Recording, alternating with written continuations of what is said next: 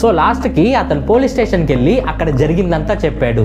అక్కడ ఎవడైతే సుధాకర్ లాగా కనపడుతున్నాడో వాడు మాత్రం సుధాకర్ కాదు అని చాలా గట్టిగా కాన్ఫిడెంట్గా చెప్తున్నాడు. సో పోలీసులు కూడా ఈ కేసును తీసుకుని సీక్రెట్గా ఇన్వెస్టిగేట్ చేయడం స్టార్ట్ చేశారు. వాళ్ళు ఎవ్వరికీ అనుమానం రాకుండా బెడ్ మీద ఉన్న సుధాకర్ ఫింగర్ ప్రింట్స్ తీసుకున్నారు. ఆ ఫింగర్ ప్రింట్స్ని సుధాకర్ యొక్క బ్యాంక్ అండ్ ఆధార్తో మ్యాచ్ చేయడానికి ట్రై చేశారు. కానీ మిస్ మ్యాచ్ అని వచ్చింది. సో పోలీసులకి ఆ బెడ్ మీద ఉన్నది సుధాకర్ కాదని ఒక ప్రూఫ్ దొరికింది. సో వెంటనే వాళ్ళు డైరెక్ట్గా ఇన్వెస్టిగేట్ చేయడం స్టార్ట్ చేశారు. సో ఫస్ట్ స్వాతిని ఇంట్రాగేట్ చేయడం స్టార్ట్ చేశారు. ఏమ్మా నువ్వేమో సుధాకర్ అని చెప్పి తీసుకొచ్చి ఇక్కడ హాస్పిటల్లో జాయిన్ చేసావు.